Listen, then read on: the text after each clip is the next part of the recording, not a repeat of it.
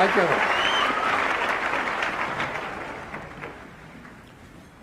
Mr. President, members of convocation, members of the university, distinguished guests, ladies and gentlemen, when I was in prison, a young lady who is now the principal of a leading university in South Africa came to see me. She did not beat about the bush. She said, if my father was still alive, she would have been 70. You are 70. And I came here to see how a man of 70 looks like. Now I am 80.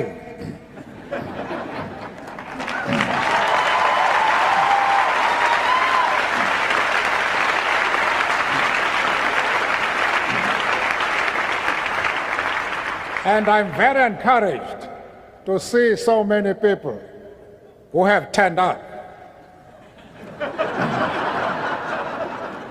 But I'm not so sure whether many of you have not come here to see how a man of 80 looks like.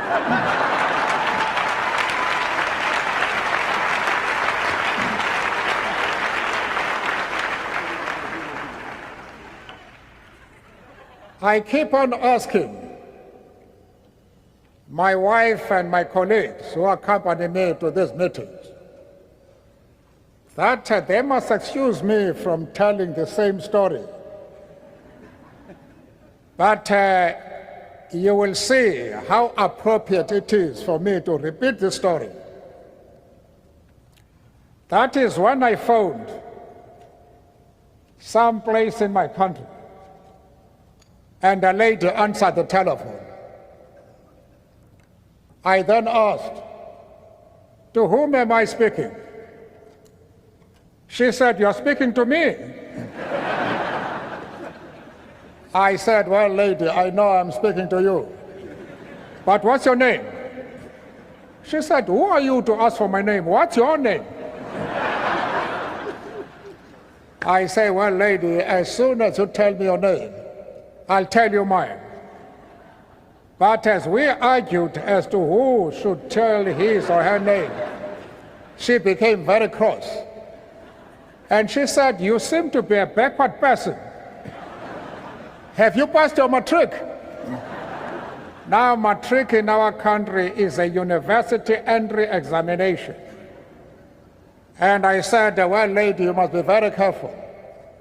Because if the qualification to speak to you is the possession of a matric certificate, I might work hard and pass my matric and be in the same class as you are.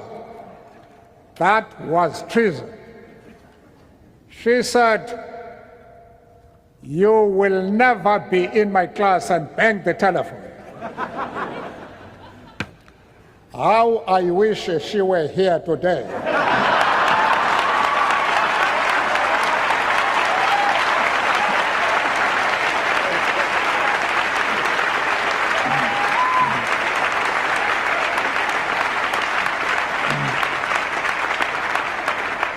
She would now discover that I have achieved more than pass my matric.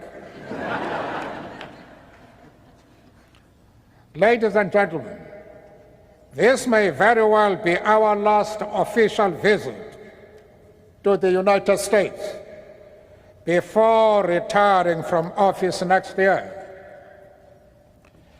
There could not be a more moving start to the visit than one which included being honored in this way by one of the great educational institutions of this nation and of the world.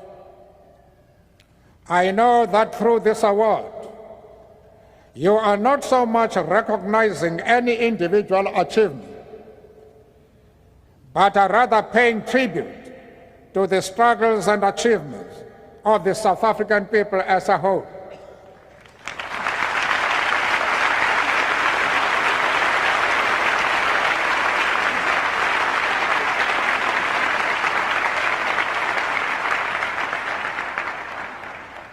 I humbly accept the award in that spirit, while at the same time wishing you to know that we are not unaware of nor unmoved by the great compliment you pay us by conferring this degree at a specially convened convocation.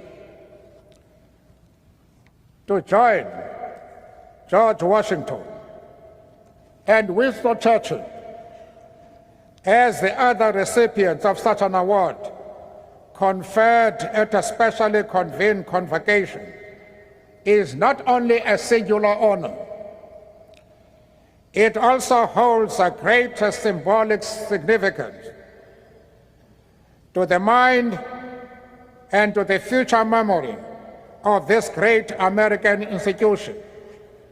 The name of an African is now added to those two illustrious leaders of the Western world.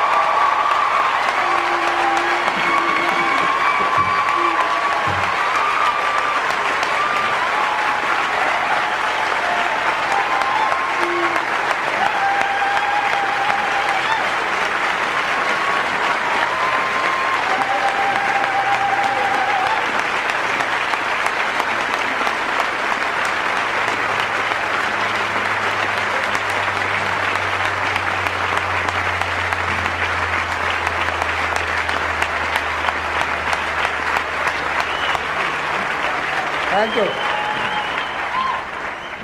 I have said before that one of the striking features of modern times is the emergence of men and women,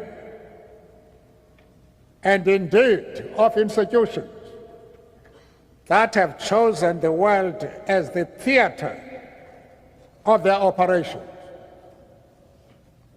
as the platform from which to ventilate their thinking and their ideas. Few people will deny that the University of Harvard is one of those institutions that have chosen the entire world in order to bring strength and hope to those who otherwise would have had no future at all.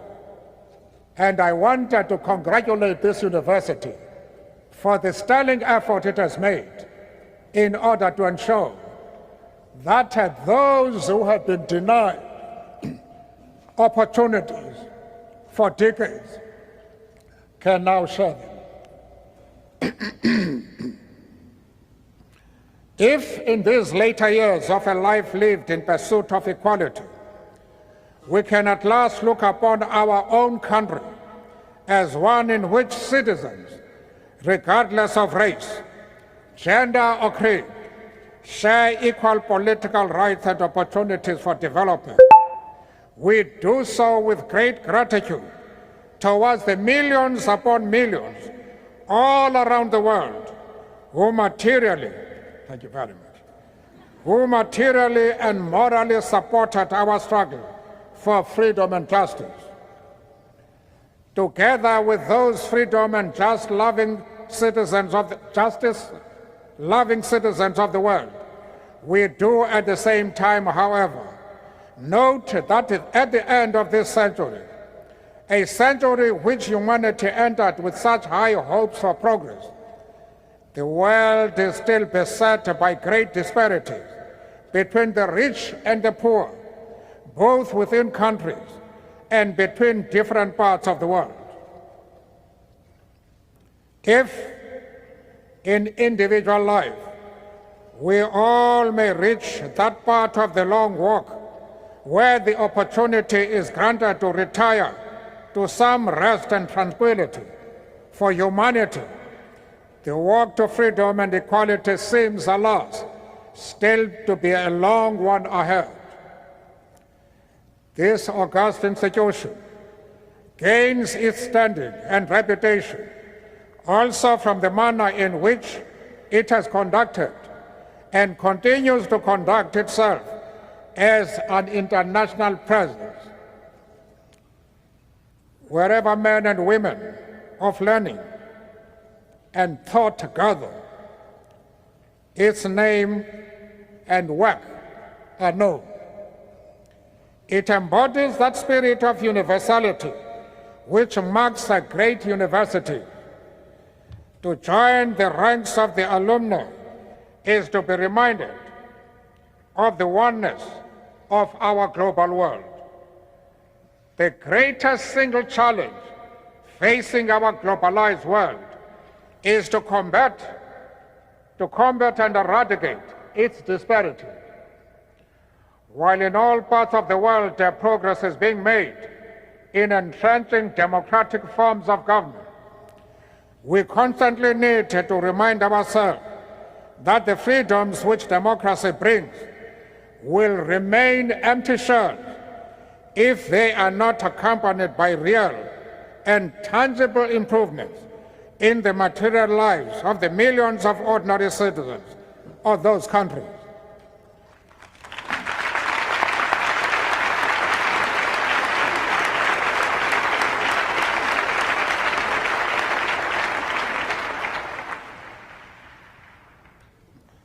Where men and women and children go burdened with hunger, suffering from preventable diseases, languishing in ignorance and illiteracy, or finding themselves bereft of decent shelter, talk of democracy and freedom that does not recognize these material aspects can ring hollow and erode the confidence exactly in those values we seek to promote.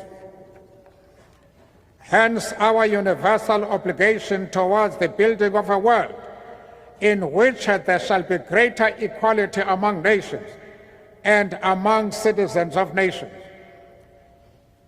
The disparity between the developed and developing world, between North and South, reflects itself also in the sphere of educational and intellectual resources.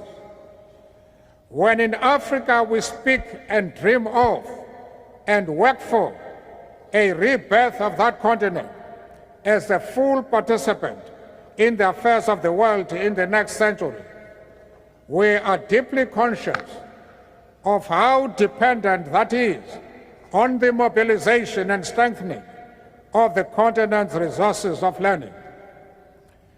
The current world financial crisis also starkly reminds us that many of the concepts that guided our sense of how the world and its affairs are best ordered have suddenly been shown to be wanting.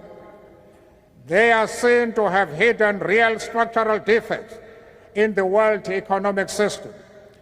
The precepts of the economic theories who could so confidently prescribe to all now appear to have drawn much of their apparent intellectual validation from having been unchallenged by the day-to-day operation of a system that operated in the interest of the powerful and not the poorest of the poor.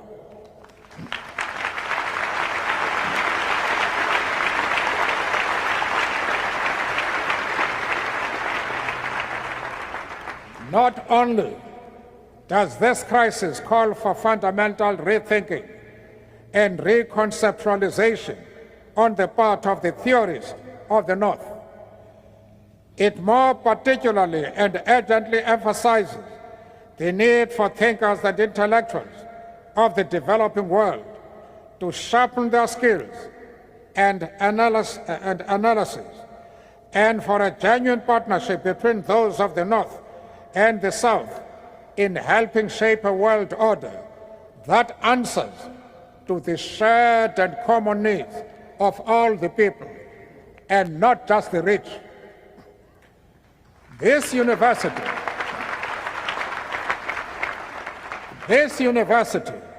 already has had a long partnership of learning and teaching with the South African people.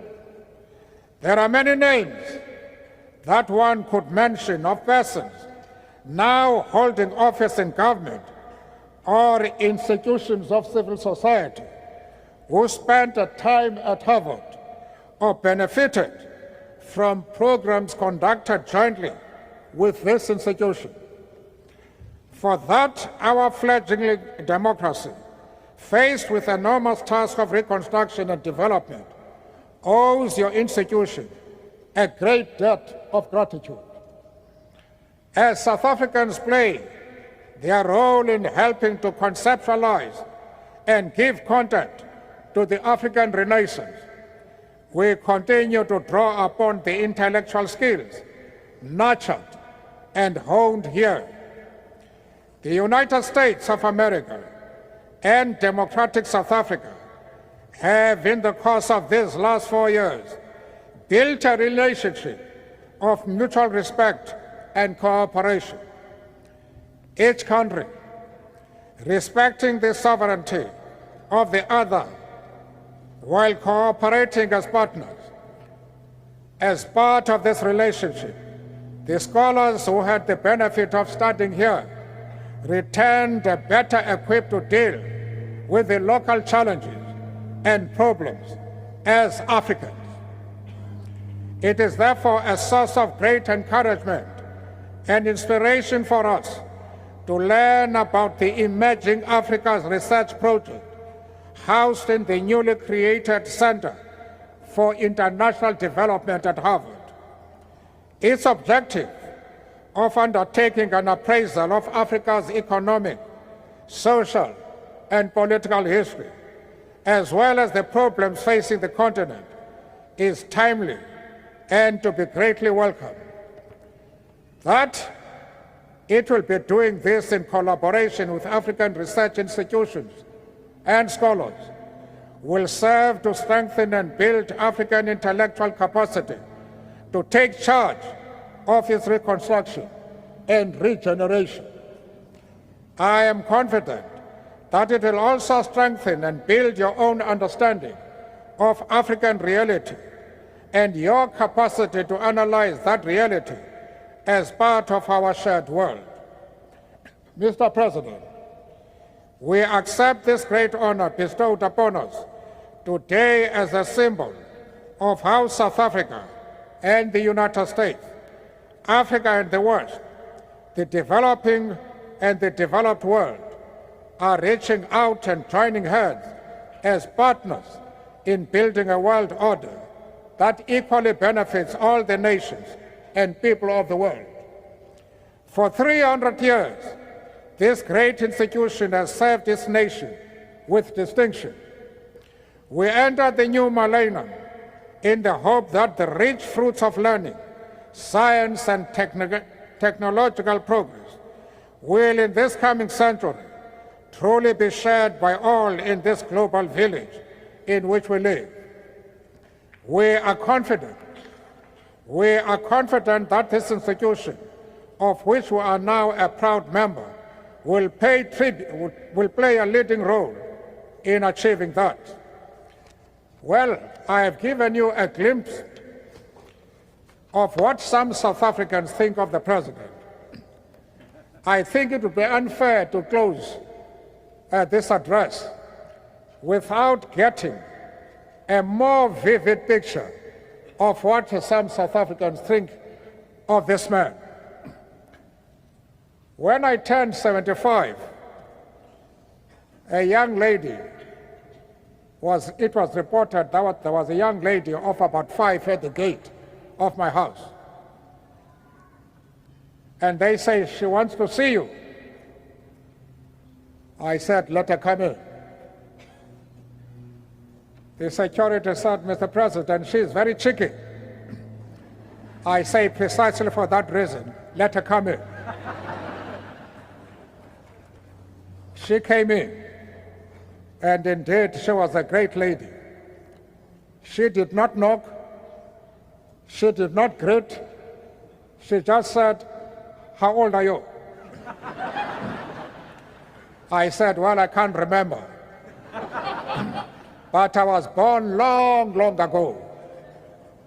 She said, 2 years ago? I said, no, longer than that. Then she suddenly switched subjects and said, why did you go to jail? I say, no, I didn't go to jail because I liked. Some people sent me there. Who? People who don't like me. And she said, how long did you stay there? I said, well, again, I can't remember. But it was a very, very long time. She then said, very calmly and confidently, you are a stupid old man, aren't you?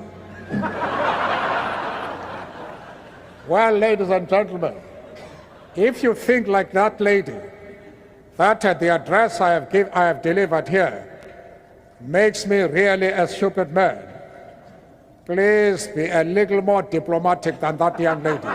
Thank you.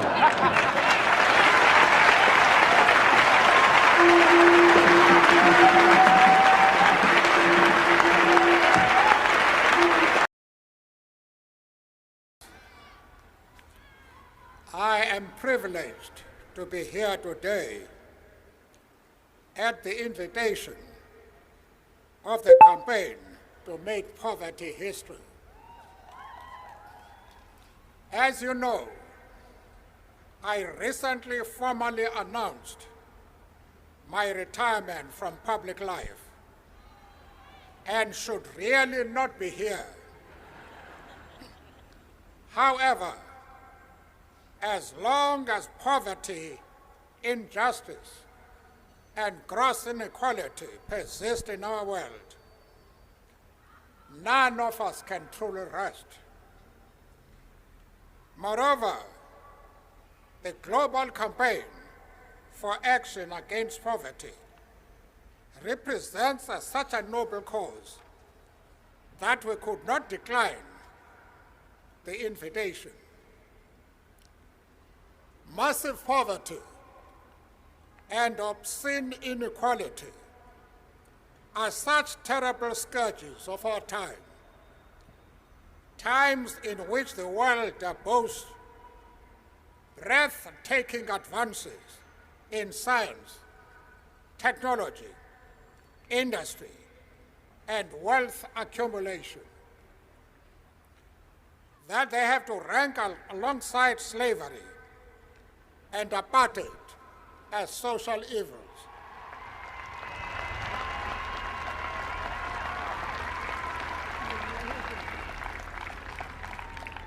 The global campaign for action against poverty can take its place as a public movement alongside the movement to abolish slavery and the international solidarity against apartheid.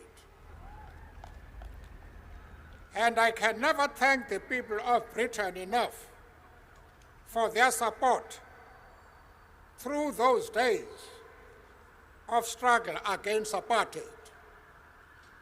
Many stood in solidarity with us just a few yards from this spot.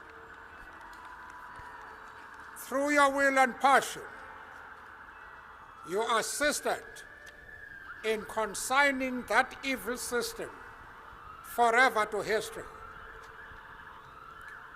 But in this new century, millions of people in the world's poorest countries remain imprisoned, enslaved, and in chains. They are trapped in the prison of poverty. It is time to set them free.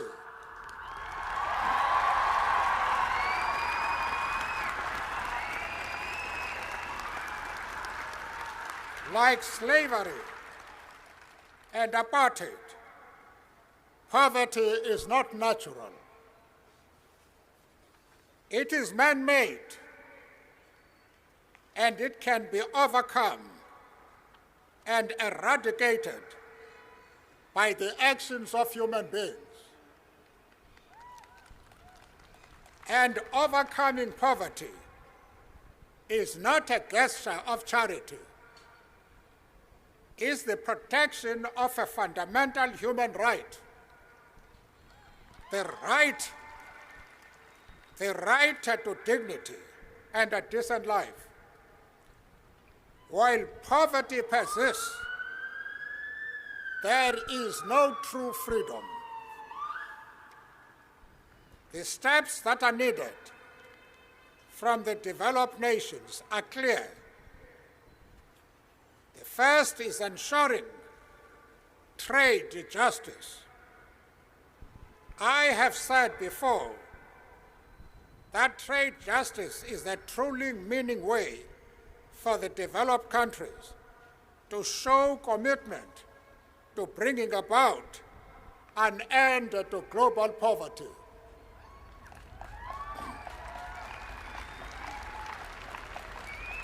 The second is an end to the debt crisis for the poorest countries. The third is to deliver much more aid and make sure it is of the highest quality. In 2005, there is a unique opportunity for making an impact. In September, world leaders will gather in New York to measure progress since they made the Millennium Declaration in the year 2000. That declaration promised to halve extreme poverty. But at the moment, the promise is falling tragically behind. Those leaders must now honor their promises to the world's poorest citizens.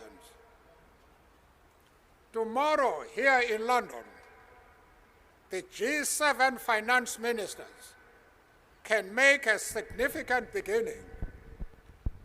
I am happy to have been invited to meet with them. The G8 leaders, when they meet in Scotland in July, have already promised to focus on the issue of poverty, especially in Africa. I say to all those leaders, do not look the other way. Do not hesitate. Recognize that the world is hungry for action, not words. Act with courage and vision. I am proud to wear the symbol of this global call to action in 2005.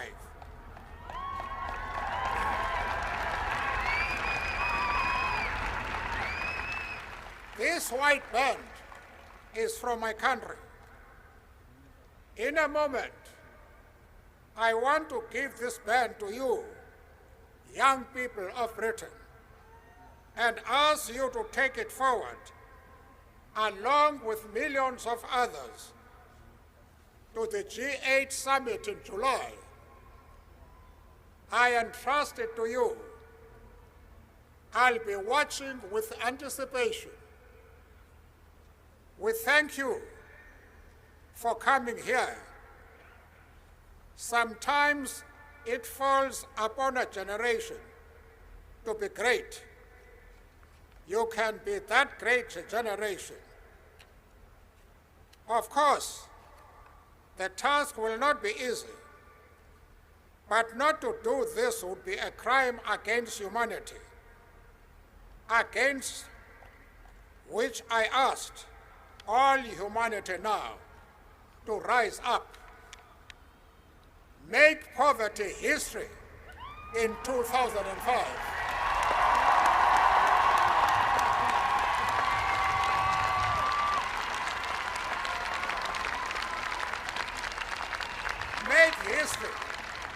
in 2005,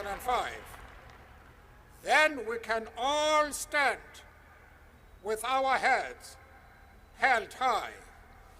I thank you.